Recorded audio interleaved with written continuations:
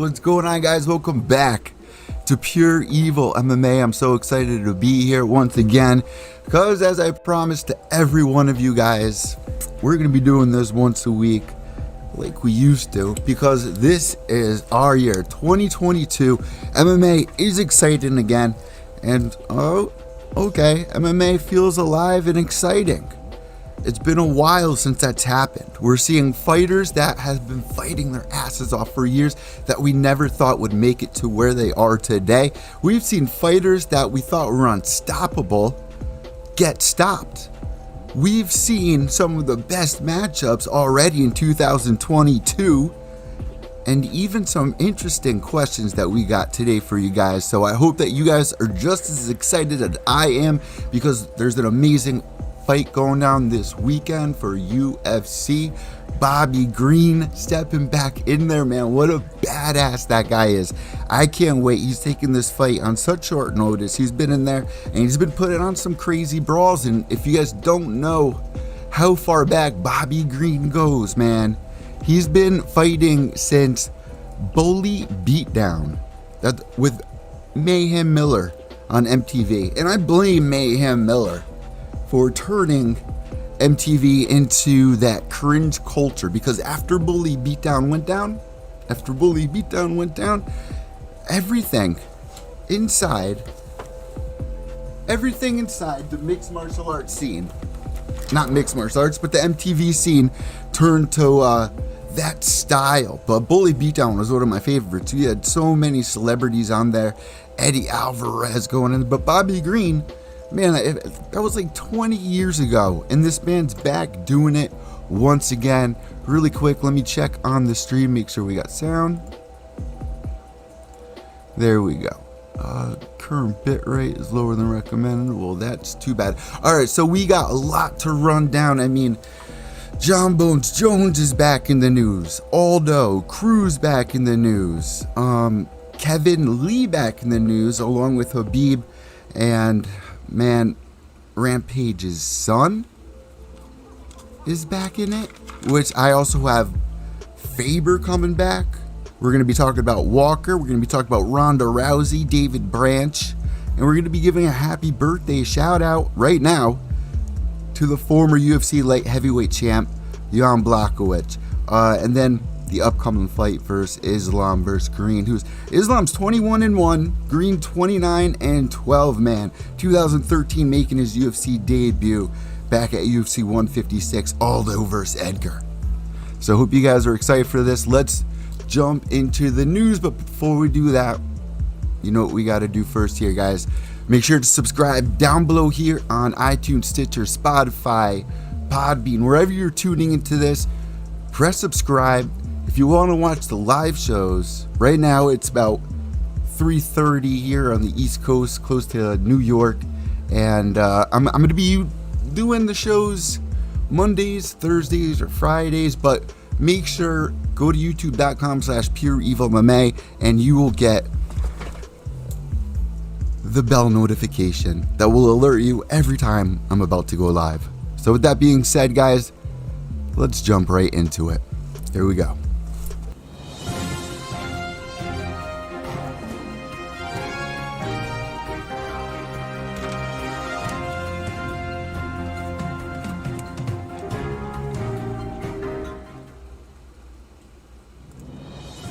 And I don't even know where to start on this right now, because there's just so much going down. Between these past couple of events that we've had, there's nothing for anyone out there to be complaining about. But here's where I want to start this. I want to start this out talking about the BMF title.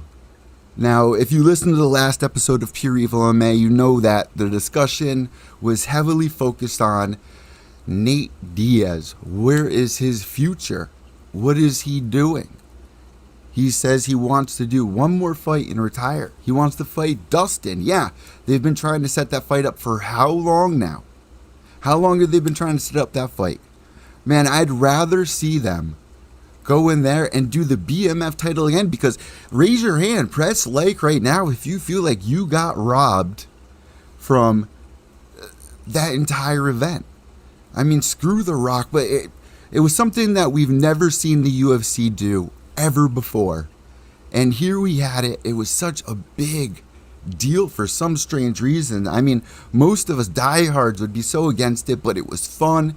I mean, we were seeing people like Nate Diaz and Jorge Masvidal that we've been watching for years, but yet they never had their chance, and finally they were getting praised. And what a great title. The belt was badass, but the way the fight went down, I mean, I'm not happy. And if Nate Diaz is gonna retire, I don't even know if I want to see the Conor McGregor trilogy. I mean, that's over and done with. It's not going to ever be as exciting as it once was. So let me know what you guys think about that, because Jorge Masvidal is going to be fighting with Colby Covington. Now, I have that set up for you guys somewhere in here. So let's get into that conversation, because Colby Covington had an interview this week with our least favorite MMA journalist, Stephen A. Smith, and he had some pretty interesting things to say. If I can find my phone for you, I will play it for you. But this is a fight that's really interesting, only because back in the day, these two were so close, guys. They were training together over at American Top Team. I would tune into Colby Covington's Instagram lives, right? And he was constantly with Jorge Masvidal. Always with Jorge Masvidal. Now, I'm going to pull up my Twitter page for you guys. First of all, I'm going to come to you first, Jorge. What's the issue? Y'all used to be bulls. You used to be roommates. What the hell has happened? What's going on? It first started off with this piece of not paying my coach $12,500 for a fight that my coach coached him his whole career. Then when he had the chance to finally pay back the $12,500, he didn't. So I went out there and paid my coach out of my own pocket. So since then, it was already like, I'm going to at some point. Look at him smiling. He can't even keep a straight face. Yet everybody at American Top Team knows that's why you got kicked out. You're soon to be kicked out of this gym, too, because you don't pay your bills. And you're drowning in debt from all the loan sharks. Your money in South Florida in the poker. You know what? You know what? You know what's going to happen to you if you don't pay that money, too. Keep smiling, little. Can't wait to break those fake teeth. Let me hear from him. Let me hear from him, Jorge. Colby, respond to that. Respond to what he just said, Colby. What are your thoughts about it? He's accusing you of? What's your response? Fake news. Steven, it's fake news. Anything George says. Let him talk, Jorge. Let him talk. Hey, these are fake news. Anything Hold on, George says. Jorge, let him spin it. Let him finish. Fake news. He's on top, no walk. Yeah, he's getting paid a lot of money like Dak Prescott for the Cowboys, but he ain't doing nothing.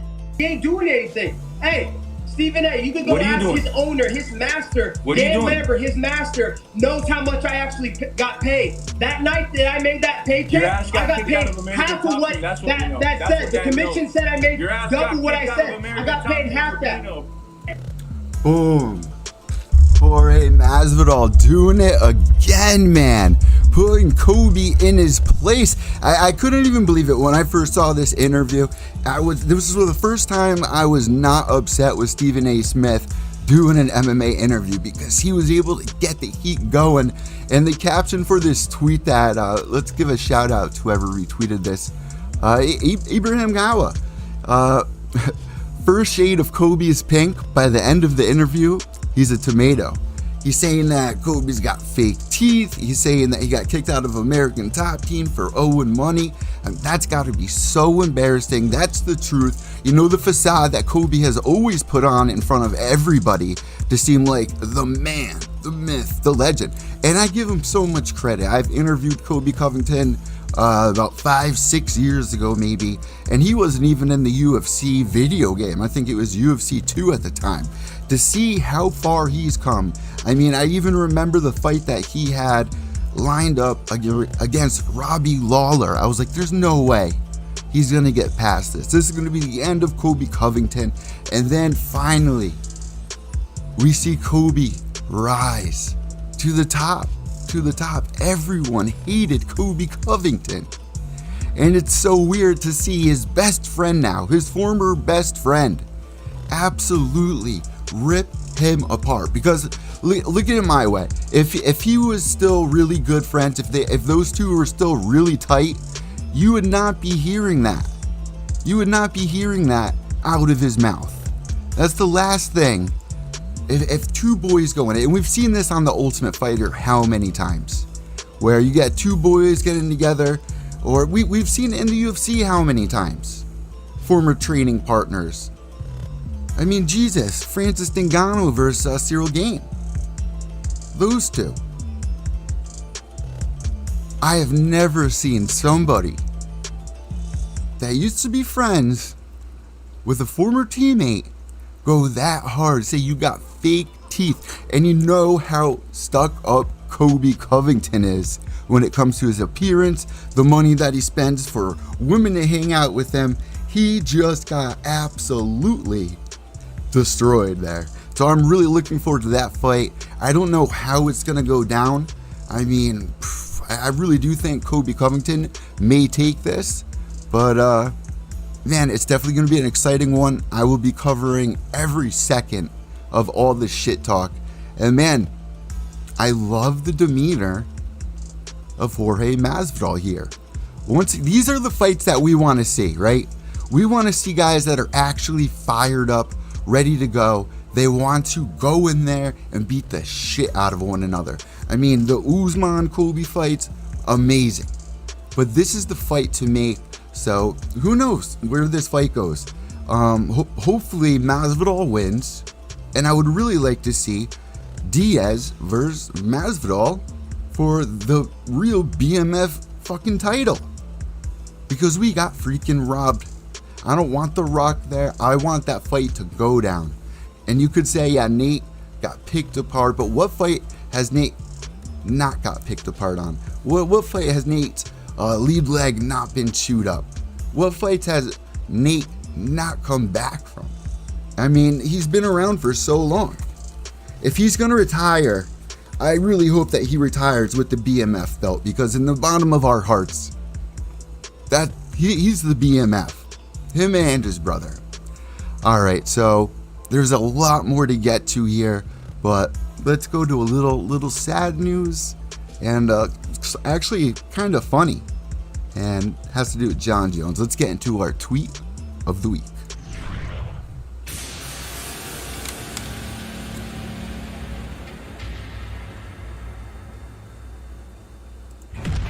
All right, so this week's unfortunate tweet of the week is going to Jon Jones, the undefeated champ. I mean, in my heart, he is the champ. He is the GOAT. He hasn't lost. Say what you will about the Matt Hamill fight, I do not care. The 12-6 elbow, the behind the, I do not care. And he was so young at the time.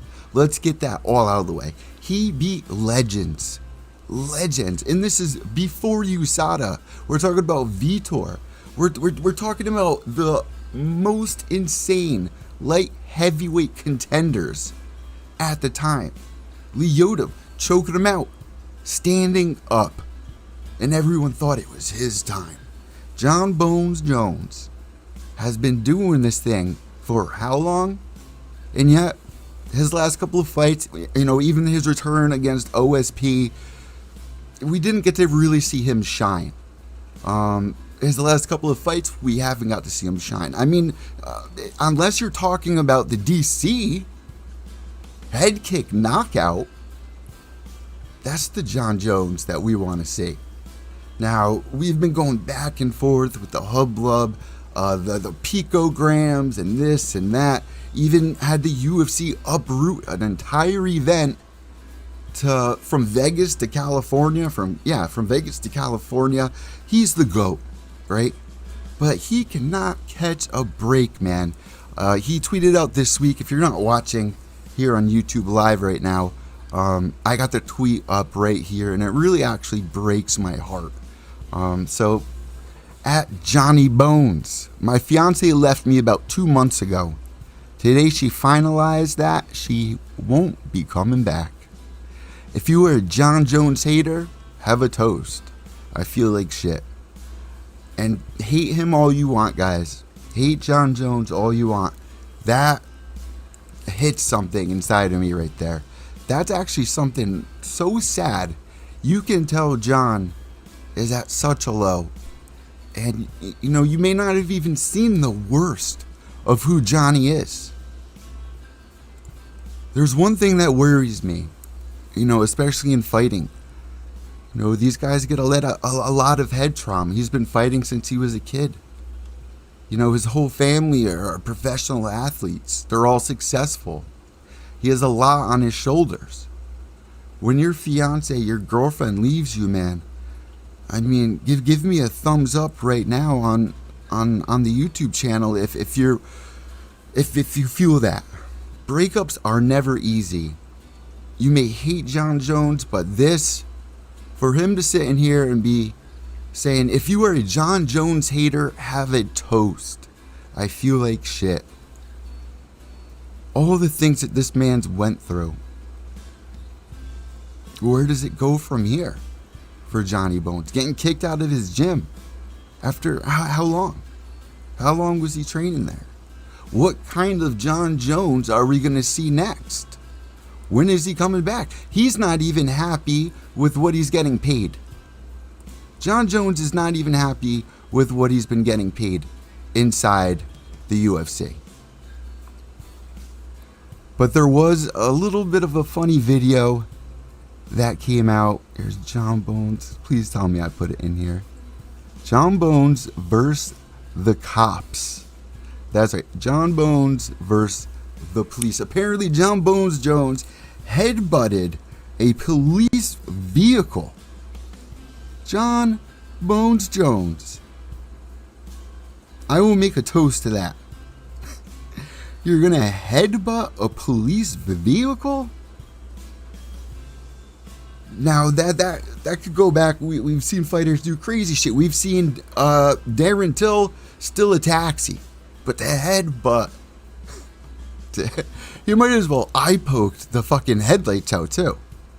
But I will have a toast to Jon Jones, and hopefully his head will get in the right place. But right now it's scary, man. You know, at the point of where he's at in his life. He's getting older now. I believe he's about my age, about 30, 32. And, you know, he just can't catch a break. But the man is still undefeated. Does he move up to heavyweight? Does he fight Izzy? I mean, there's so many crazy things that have been going out. You know, is he giving Cosmat props? And, man, I just don't know if Jon Jones is going to have a happy ending here. I really hope he does. You know, when he came back and he won the title back and he was back on top of the cage holding that was such a moment. But there was something about that. It did not feel right when he came back. And I think that was the OSP fight. Or maybe it was the DC fight. I forget. But it just didn't feel like he was happy with, all right, I won the championship belt back that I never lost. But there was something inside of him where he definitely had a couple more demons deep inside that have been affecting him. And it's been going on for a long time. So let me know what you guys think is going to be happening with Jon Jones. Is he going to get the pay raise? I definitely don't think this is going to be the end of him. I don't think his next fight is going to be a loss. But we'll see what happens here. So moving on. What else do we got in store for you? I mean, but man, come on. If that doesn't break your heart, and if Jon Jones versus the police doesn't crack you up just a little bit, then you got to back off a little bit. All right, so moving forward, there's a lot to actually get through here, and I don't know why I'm so all over the place. Johnny Walker back in the news. Let me get back to just me at a full screen here on this episode, on this wild episode of Pure Evil MMA, where Evil Eddie's all over the place. Where's the Only Me scene? Get me back to the Only Me scene. All right, back to the Only Me scene. On this day, Ronda Rousey, back in 2013, became the first female to win a UFC fight. You guys saw me tweet about this about a week ago, how much I missed that era of MMA. And somebody tweeted out a couple hours ago, and I loved what they said. People forget how exciting it was a couple of years ago. We were watching Ronda come up. We were watching Conor come up. We were, Bellator was putting on a couple of great events. Mighty Mouse was on the run. There was a ton of shit going on. UFC getting signed for $4 billion. But losing Ronda to 2 fights, man, I think that's, I'm going to say it right now, I think that's freaking pathetic. And where the division is right now, you see Chris Cyborg, we spoke about that last week. Chris Cyborg wanting to come back to the UFC, but Dana White is out of the Cyborg business. Ronda Rousey had an interview recently, forgot what show it was on, but she actually hinted towards she may come back at some point. She may come back. I don't want to see her thrown back in there, because if you guys remember, after she lost to Holly Holm with the head kick, everyone put Holly Holm on such a huge pedestal, right? Everyone was in love with Holly Holm up until she lost against Miesha Tate. And Ronda Rousey beat Miesha Tate how many times? How many times did she beat Miesha Tate? We didn't want to see that happen, but that was a good way for her to return. But then Amanda Nunes is there, who was actually ranked like number 4 at the time, I believe.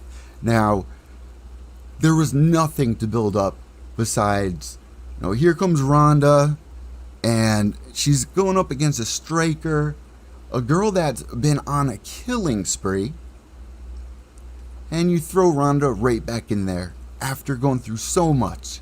She wasn't mentally prepared. If you saw the ego that she had, and I do believe ego plays a big part, maybe not an ego, but you gotta, even us, when we wake up in the morning, whether you're putting on your favorite kind of fashion, your band tee, your favorite hat, you're getting a new tattoo.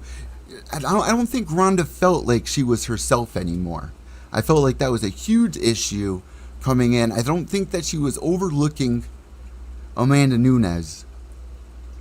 But it's sad to see somebody conquer and then just disappear. Like she never existed. In and out. And if we look at the weight divisions now, she's a legend. She's done so much for females in the mixed martial arts scene. There was even a time we wanted to see Ronda Rousey box Floyd Mayweather. We were getting crazy with it. Well, I would love to see Ronda Rousey return. I'm not into the wrestling aspect. I'm glad that she's out there doing that. Let me know if you guys agree with me on Twitter at evil_echo. Do you think Ronda is going to be making a return? Because how do you end a legacy like that? That is the saddest thing for all these young girls that have been growing up watching Ronda. I've interviewed tons of people that even said, listen, I got into this whole thing because of Ronda Rousey. I got into this entire thing because of Ronda Rousey. She helped so many women to go in there and watch her say that what's going on, Aaron Romanek? To watch her go in there and lose just 2 fights, and then throw it all away. I just think it's such a waste of talent. It's such a waste of talent. So let me know what you guys think as we move forward. Also, David Branch, he has not been medically cleared. He will not be participating on an upcoming One Full Circle event, and it's just another sad story in mixed martial arts. David Branch, another guy, tried so hard.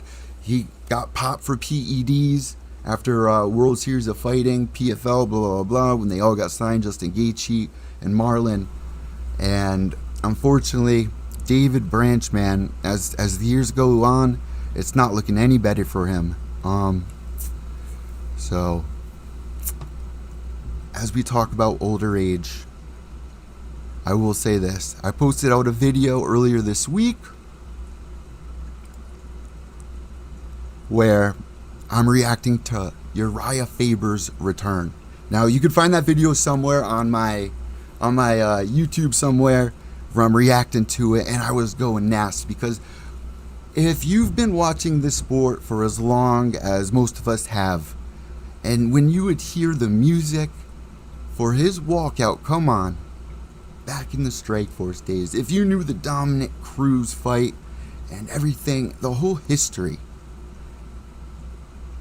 You always want to root for Uriah Faber. Now, 5, 6, 7 years ago, his gym, Team Alpha Male, they had killers over there with TJ Dillashaw, Chad Mendes, who apparently is still in the testing pool, I've heard recently. Even Habib is still in the USADA testing pool. And I've heard rumors of Chad Mendes trying to make a return. Cody No Love, Touchy Feely, Paige Van Zant. I mean, Team Alpha Male was on top of the world. Uriah Faber had a nice little business plan all set up for him. And then shit just fell apart after Ultimate Fighter Season 22. Everything fell apart.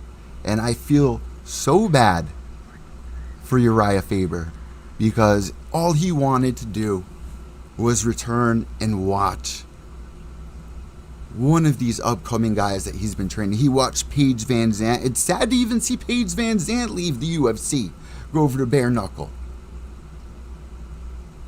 Did not think that was the right way, the right path for her. But Uriah Faber is hinting at a return. And in that little circle, Aldo versus Cruz. There's been rumors of Jose Aldo versus Dominic Cruz. Now, Aldo being 145-pound champ for so long, Cruz 135 pounds, and you even throw Faber in there. Aldo's on a 3-fight win streak, and Cruz is ranked number 7 right now. Aldo ranked number 3 at bantamweight, 3 for 3 since 2019. Cruz on 4 out of 6 wins since 2016.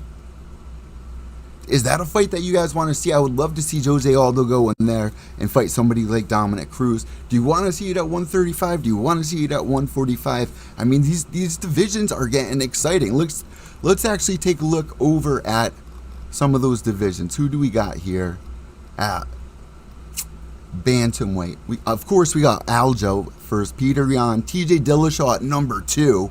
I would love to see TJ go up in there against Dominic Cruz again, because I really still feel from the bottom of my heart that he got robbed in that fight. I still think TJ Dillashaw did enough to win that fight. Jose Aldo at 3rd, Corey Sandhagen in 4th, Rob Font, our boy, at 5th. You know, I'm actually going to reach out to Rob Font this week. I got to get him back on because he's one of my favorite fighters. I always have great talks when he comes onto the show, but man, he's another one to see come all the way up. A name that you did not think would make it this far. You know, Marlon back at number 10. Frankie Edgar down at 11. Sean O'Malley, 12. That's another one, guys. And I know I'm going to get a lot of hate for that. But I believe in Sugar Shane O'Malley. Sugar Shane. I mean, Jesus. Rafael Assunção is at the bottom of that weight division, man. He used to stay at number 2, number 3, number 1 in bantamweight. Let's go back to the TJ Dillashaw versus the Assunção days. Jesus Christ. Or not Assunção. What the hell am I talking about? But yeah.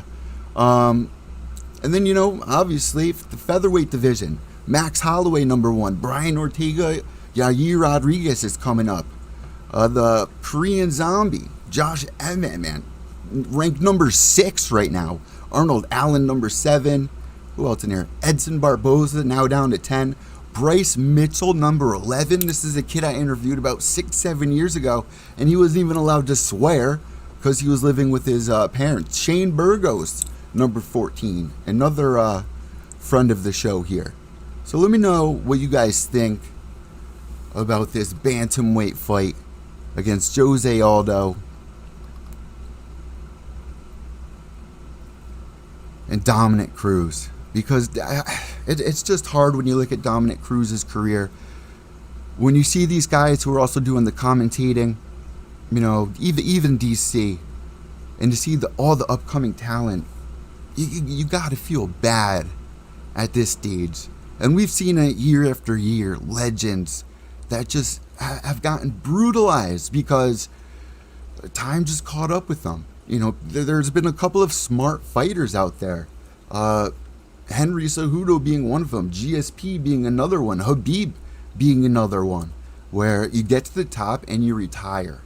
As frustrating as it is, it gives you more power. But do people want to see you back? Do you get the immediate title? Well, man, to see Jose Aldo still in here, he's still like 32 years old, believe it or not.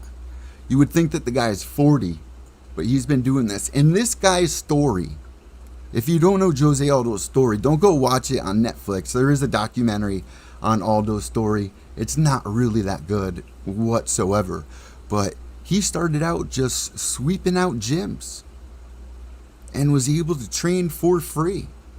He was relying to eat every time he stepped into the cage. So when you would see him on his knees crying, that was so real because he was fighting to live. And to see how far he's come, say what you will about the Conor McGregor fight, that shit fucking happens. That shit fucking happens. Got into his head. And that gets us to our evil eye of the week. So here we go. Once I find evil eye of the week, we'll be getting into, after we do that, we'll be getting into this upcoming event. Do I not have evil eye of the week set up? Am I freaking blind here, guys? I'm killing you guys. Again, make sure to subscribe down below. Let's just get into this upcoming event.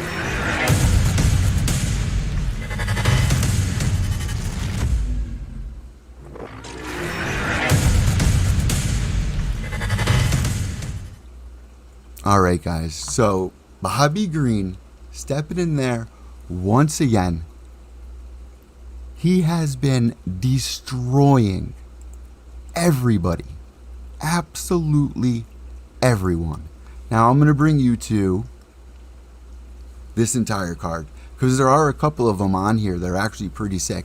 Islam Makhachev 21-1, Bobby Green 29-12. Let's take a look at Islam's last couple of fights, man, because he's been on a freaking tear. Last win, Dan Hooker, 2021, back in October for UFC 267, winning via Kimura. He beats Thiago, rear naked choke, round 4, 5-round fight. Beats Drew Dober, arm triangle choke from half guard, round 3, 137, 2021. He beats David Ramos via decision. He beats Arman Tsarukyan via decision. I mean, that's kind of crazy getting those two fights via decision. That's going back to 2019. Cajun Johnson, he has a beat. Gleison Tibau, wow, what a throwback. Beating him in 57 seconds in round 1 at UFC 220. Stipe versus Francis Ngannou, which we were all at the edge of our seats. Before that, went over Nick Lentz via decision and Chris Wade via decision. And his last loss to Adriano Martins, where he lost round 1, 1 minute 46 second mark via punches. Now, he's been in the UFC since 2015. And to see these guys go in there, just like Bobby Green. Let's take a look at Bobby Green. He's been doing this shit since forever. 2013, I think. Let's take a look when he got signed to the UFC before Strikeforce. UFC 156, Aldo versus Edgar. Look at these wins that he's got. James Krause, Pat Healy, Josh Thompson. You know how big of a win that is? After that, lost to Edson Barboza, lost to Dustin the Diamond, lost to Rashid Magomedov. After that, win against Eric Cuck. After that, lost to Drakkar Klose. After that, Francisco Trinaldo. Where's Trinaldo been? Trinaldo's disappeared on us. Where is Trinaldo at? Oh, he just fought in October. Wow. That's another name that was coming up. But then we get wins over Clay Guida, Lando Venata, man. Lando Venata versus who did Lando fight? Almost beat Tony Ferguson. That was one of the craziest fights he had. Tony Ferguson, seeing stars multiple times, rocked I mean, absolutely rocked Tony. Worse than we've ever seen. And Lando, we had no idea who he was besides that he trained with Cub Swanson. But after that, he was a guy that had so much potential and just couldn't get it going. That was also around the time when Khabib returned and almost lost a fight against somebody that we barely knew. I forgot that kid's name. Daryl Horcher. I mean, what happened to him after his motorcycle accident? All right, so let's get to see Bobby Green. He just won via decision like last week. He's beat Ally Aquinta. I mean, Shane Shapiro, he lost knee bar round 1. This is going to be an exciting fight. Let me know what you guys think. I mean, he's coming in on short notice, but he's still fresh. He really didn't take much of a beating. It was beautiful in his last fight because I love the way that he was utilizing his jab. It was just beautiful. Something that reminded me of old school GSP. He was constantly putting on pressure. But if you're going to ask me if I think Bobby Green is afraid of Islam, I just don't. I don't think he's afraid of Islam Makhachev. He's got one loss. He's on, I mean, Islam, his ego is right where it needs to be. And damn, is Bobby Green gonna give it to him? Now, the talk is, does he deserve, if Bobby Green wins, if Islam wins, right, does he deserve a title fight next? I don't agree with that. I think he needs 1 or 2 more fights. I mean, if you look at the past couple of fights that he's had, yeah, guy's an amazing fighter. He's on a crazy win streak going back to 2016. You know, the fight against Dan Hooker, Drew Dober, Thiago. He's got something good going for him right now. But Bobby Green never backs down. Him nor his father. Is this going to be showing? Okay, odds. -900. Huge favorite. So is that saying that for Bobby Green? That can't be for Bobby Green. Bobby Green is definitely not a fucking favorite in that fucking fight. Hold on a second here. There's no way Bobby Green is a 900 favorite in this fight. That's wrong. Okay, Bobby Green is actually okay, makes so much more sense. That had me frazzled. A +600, huge underdog. You know what? I wouldn't mind putting $10 on it. Screw it. What's $10 to you? We've seen crazier things happen inside this sport. And imagine if Bobby Green beats Islam Makhachev. What? He'll turn into Colby Covington. We will see Bobby Green turn into Colby Covington. We will see him come on the MMA Hour, talk a bunch of shit back to Ariel Helwani. I mean, this guy, you gotta love it, man. How old is Bobby Green right now currently? Because he's only 35, man. He's only 35. And yeah, that's a little bit older. You want to see guys in their 20s coming up. But this means that he's got a lot of fight IQ. Let's see how old Islam is. He is, he's my age, 30, born in 1991. Jesus. Born in 1990. Oscar, come here. No, come here. Oscar, don't do it. Come here, buddy. Come here. Good boy.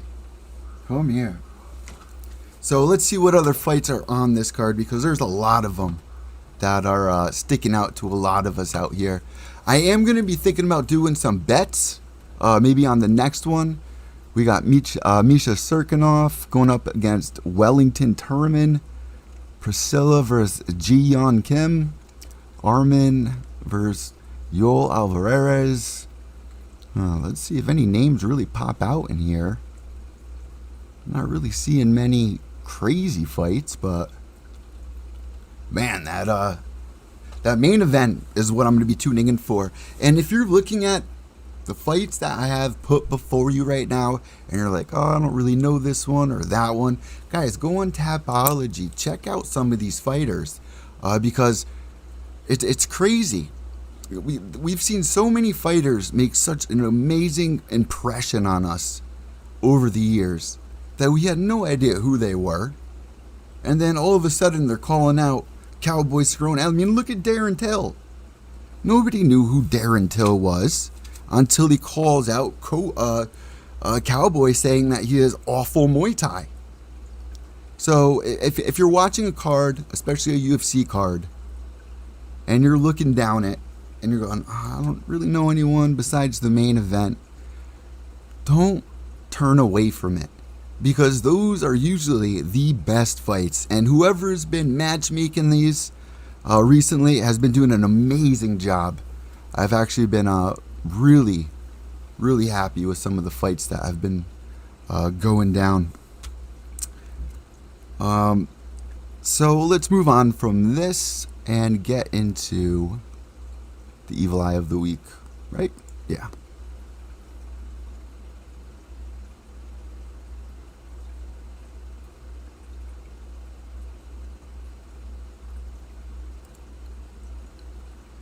Alright, so here is the Evil Eye of the Week. We're going to have to go over to my Twitter page because I believe I bookmarked it. See, the one thing that you guys know bothers me, and bothers me a lot, is when the fans here on Twitter, on social media, go in and start attacking these fighters that have busted their freaking asses off to make it to where they are. Now, Jamal Hill, he tweeted out, if you knew what you signed up for, why did you retire after a year in the UFC? Let me bring you guys onto the page so you guys can actually see what the hell I'm talking about here as I react to this. Alright. But let's get you guys a full one though. A full screen. Full number 2. Nope, we don't want you, Jon Jones. We don't want you. We want... Jesus, man. We'll just stay right here. Alright. So the tweet is, Nerd, I was retired. This is from Funky. Oh, I screwed this all up. Evil Eye of the Week. Alright. Jamal Hill goes, if you knew what you signed up for, why did you retire after a year in the UFC? You couldn't handle the heat and ran.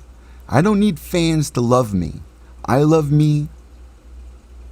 Some me. But you're a bitch if you're okay with people harassing your family. I would expect you to understand an alpha's mind. Now, Funky Ben Askren responds at Ben Askren, Nerd, I was retired. And I love him starting it out with Nerd. Nerd, I was retired. Unretired for the opportunity and re-retired to get my hip replaced. Fans are gonna be assholes on Twitter, and to be shocked about it is ridiculous. Now, I actually responded to this, and I agreed. I said, if you're in this sport, you got to expect it. I've interviewed so many fighters where we've had this discussion, but for some reason, I mean, these fighters actually are affected by the shit talk of MMA trolls. And yet, for some reason, it doesn't matter when they're getting punched in the face. What really bothers them, is them getting trolled online. Now, think if you're in middle school and you're getting picked on. These are professional athletes that are throwing down. Physical pain. And yet, people, they have no idea who they are, what they're up to, who just want to just get a reaction out of somebody who has a platform, somebody who's on TV, just so they can be noticed for a second or get under their skin, because it gets them high. It's weird. So let's see a couple of these responses. This is from Humaz343 on Twitter. You think you're doing something here? Most fans respect Johnny Walker and respected Jamal Hill after their losses. It's just the bad ones that don't. To be ridiculed isn't an expectation That's your expectation, because in your heart, you do just for money, nothing else. And man, I gotta say this about Johnny Walker, because I was really rooting for the kid. He was a guy that stepped into the octagon and had such a bright future going for him. Another fighter like we saw with Francis Ngannou as he was coming up, like Derek Lewis. I mean, you name it. Even when Travis Brown was coming up, and then all of a sudden you take a sharp left, and now look where Johnny Walker's at. He had so much going for him. You can't take one fight, 2 fights, 3 fights, and just put your entire career and entire energy into that. That's not you. That's what motivates you. That's what motivates us to wake up. When we see a fighter, for instance, Conor McGregor after his loss, whether you love Conor or hate Conor, after his loss to Nate Diaz, and the run that he was on, and the millions of people that were tuning in to watch him fight, after he lost, he was humbled about it. He didn't quit like Ronda Rousey. He got focused, he stepped in there, and he got the victory. And yeah, say what you will about what happened in the future, but those are the stories that I love. When somebody can look at their career, look at Max Holloway when he got signed to the UFC. Win, loss, win, loss. You know, after the Conor McGregor fight, he probably was going to get kicked, was going to get booted. He makes an amazing comeback. Look where he is now. It's so insane how far mixed martial arts, the training, the organizations, the rules, it's insane how far most of them have come. But for you to be behind your keyboard on Twitter yelling at athletes, what are you doing, bro? Evil Eye of the Week goes to the MMA trolls that don't make you laugh, that are selfish, and just do it for whatever reason. Probably because your little sister, probably because you had sex with your little sister or something. There's something wrong in a lot of these guys' heads. And it's just unfortunate. Also, another Evil Eye of the Week goes to, and it really shouldn't be Evil Eye of the Week, but anyone who's judging Meatball Molly, because she's officially come out. Now, I have no idea how that affects anybody. I have no idea how something like that could make you stay up all night, tossing and turning. If you see somebody at Starbucks talking gay, why does that bother you? We're all a little gay. I mean, if your girlfriend doesn't think other girls are attractive or know what an attractive girl looks like, then you're out of your mind. If I can't tell what a good-looking guy looks like, then I'm out of my mind. You can tell what an attractive human being looks like. Now, when it comes to love, and me personally, I've had some of the worst relationships, and that's on me, because I've been living a punk star life. I haven't been giving a fuck about anything.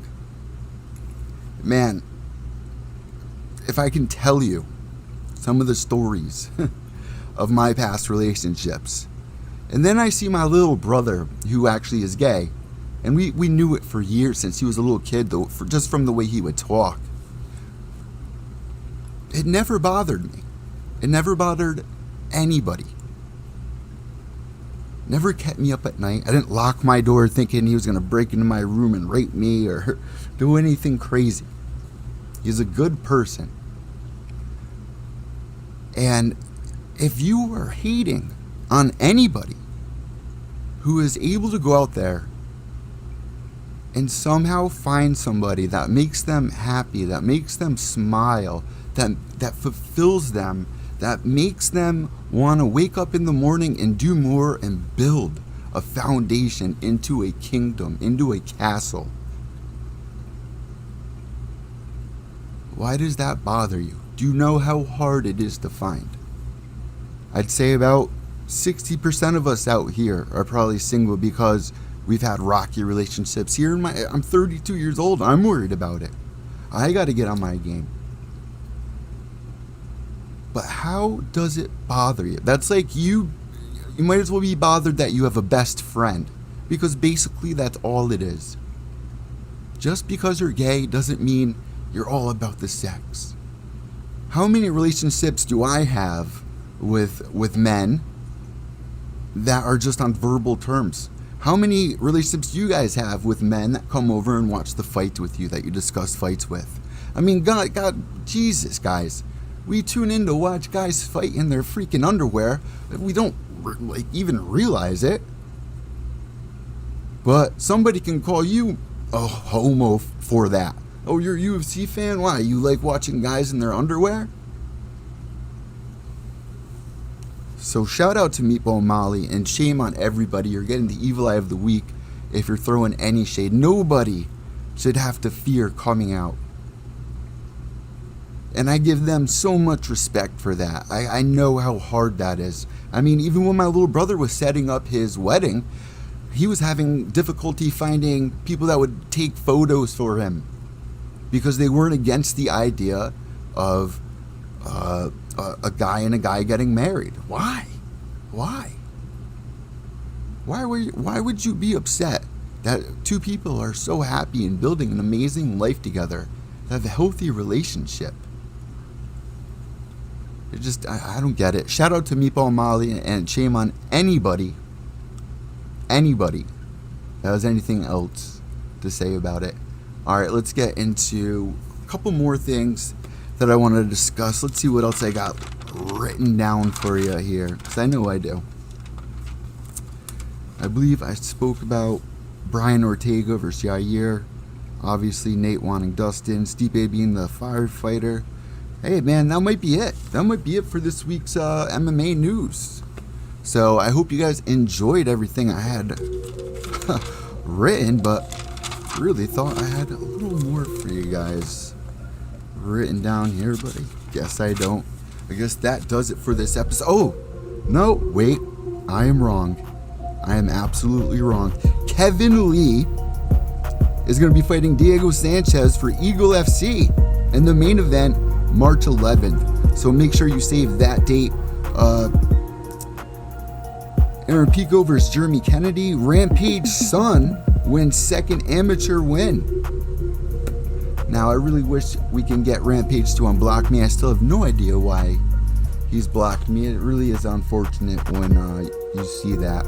I have a couple of, before we end this off, I have a couple of interviews I have set up.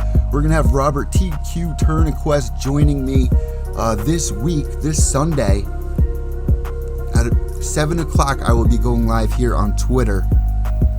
And also, I'm going to be trying to get Jillian Robinson, Rob Font on the show, and Jay Parrott as well. So make sure you guys look out for that. And if you guys want to support the show, I'm going to be dropping merch, because all these other options out there right now, it's very difficult to make money as a podcaster. And if I want to take over the scene in 2022, if you guys have any ideas of what you would like from the show, for me to do some more different segments, let me know, because I was setting up a Patreon. I didn't think you guys would be into that. I know when I ran the merch, which I actually designed myself, we had cell phone cases, we had hoodies, we had tees, and we had fighters that were actually purchasing them. We had a lot of sales on the female leggings, so snapbacks, you name it. So it would be a great help. I'm going to try to drop that as soon as I end today's show, because anything will help right now, guys. We just got the new Mac running. I hope you guys like the new setup. Make sure to subscribe down below here if you're listening on iTunes, Spotify, Stitcher, wherever you're listening, YouTube. hit that bell notification, give us a thumbs up if you enjoyed today's episode. Went live a little early today for you guys because I'm in a good mood. It's been snowing out there. It's absolutely a mess. It's nothing but ice. And on next episode, I will be showing you guys the new mascot because unfortunately Sirius Black is no longer with us. One of my best friends. So now I only have Cotton, Prince, and we just got a new baby, and I named him Fievel. So I'll be introducing him as the new mascot. Hope you guys enjoyed today's show. I'm Evil Eddie from Pure Evil MMA. Remember, without evil, there's no purity. White knuckles, silly, and behave yourselves.